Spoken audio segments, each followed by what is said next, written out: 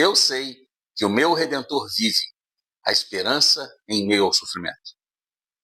Fala, minha gente, tudo bem com vocês? Hoje vamos falar de um tema que aflige a humanidade. Existe uma pergunta que nos acompanha desde o início da história. O que fazer quando a vida dói? Quando a fé não remove o sofrimento? Quando a oração não traz respostas imediatas? Quando o justo sofre e o ímpio prospera?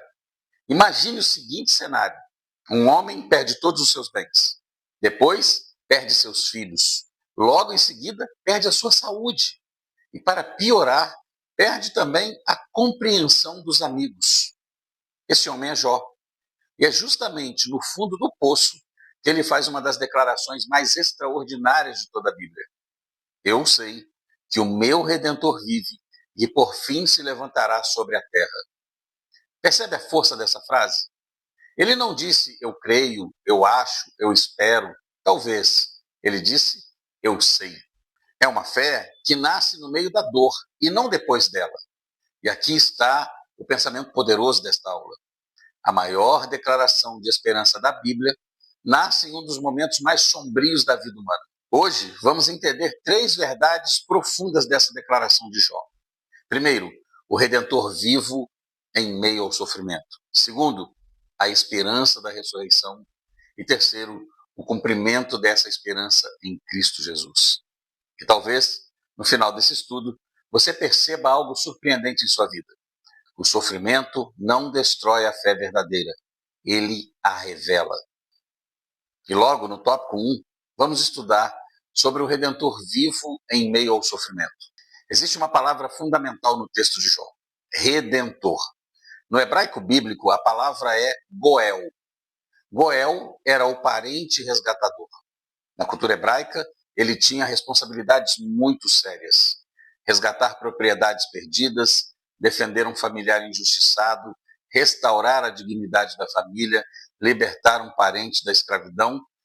Em outras palavras, o Goel era aquele que entrava na história para restaurar o que parecia perdido.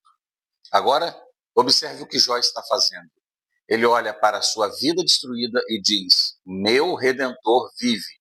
Isso significa que Jó não vê Deus como um espectador distante. Ele vê o Senhor como um defensor ativo. Conta-se que certo pastor visitava um membro da igreja que havia perdido tudo em um incêndio. A casa havia queimado completamente. Quando chegaram ao terreno, restava apenas a chaminé de pé. O pastor perguntou: como você está conseguindo lidar com isso? O homem respondeu algo surpreendente: pastor, perdi a casa, mas não perdi o Deus que mora comigo. Percebe? A fé madura não se apoia no que permanece, mas em quem permanece. E a verdade espiritual que extraímos aí sobre Jó é que ele perdeu bens, filhos, saúde e reputação, mas ele não perdeu a sua teologia sobre Deus. Ele sabia: Deus continua vivo e isso muda tudo. Hoje eu também quero te desafiar a fazer algo simples. Quando a vida ficar difícil, em vez de perguntar por que isso está acontecendo comigo, experimente declarar: o meu Redentor vive. Não como um slogan, uma frasezinha mágica, mas como uma convicção espiritual, porque a fé verdadeira não é negar a dor, é afirmar a soberania de Deus no meio dela. No tópico 2, vamos falar sobre a esperança da ressurreição, porque chegamos à parte mais impressionante do texto. Jó diz: depois de consumida esta minha pele, ainda em minha carne verei a Deus. Pare um instante. Esse texto foi escrito séculos antes de Cristo. E mesmo assim, Jó declara algo extraordinário: a morte não é o fim. Ele acredita que um dia verá a Deus com seus próprios olhos. Isso é uma das declarações mais antigas sobre a ressurreição na Bíblia. Certa vez, um professor perguntou aos alunos de teologia: qual é a maior esperança do cristianismo? Um aluno respondeu: ir para o céu. O professor sorriu e disse: quase. E então explicou: a esperança cristã não é apenas ir para o céu. A esperança cristã é a ressurreição, a restauração completa do ser humano, corpo, alma e espírito, tudo redimido. A Bíblia não ensina apenas sobre sobrevivência da alma, ela ensina a redenção total da criação. Jó está dizendo, mesmo que o corpo seja destruído, um dia eu verei Deus. Essa esperança transforma a forma como lidamos com o sofrimento, porque a dor não tem a palavra final. Aqui vai também para nós uma pergunta prática. Você e eu vivemos com consciência da eternidade?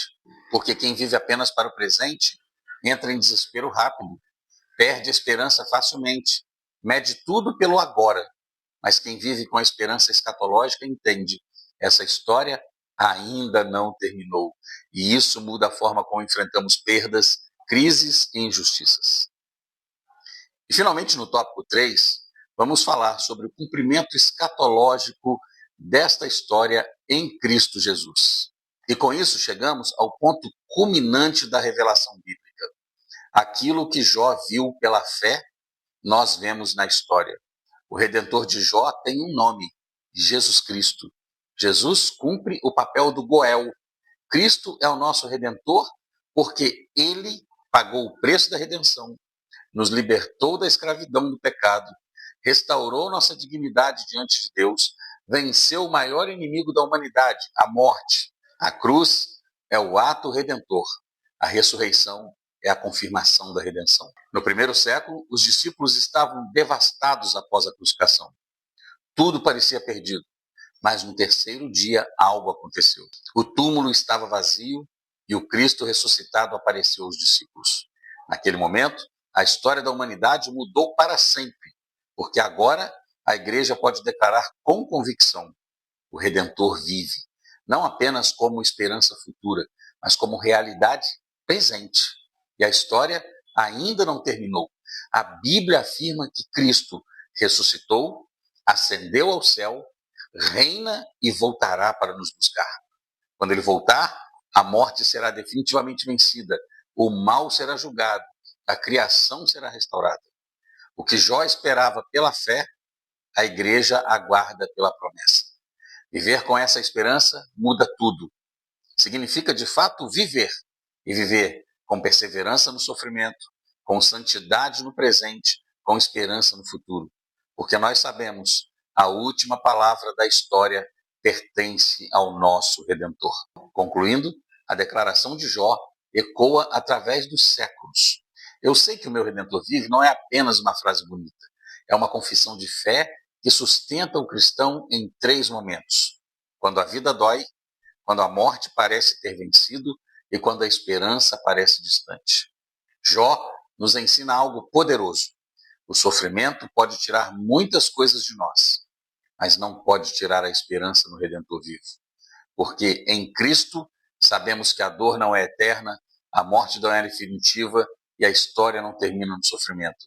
Ela termina na redenção do Senhor. E um dia, assim como Jó declarou, veremos Deus face a face. E para você, professor e discipulador, segue aqui uma sugestão de atividade prática para esta aula. É uma dinâmica chamada Declarações no Vale. Obviamente, o objetivo é fixar a esperança no Redentor em meio ao sofrimento.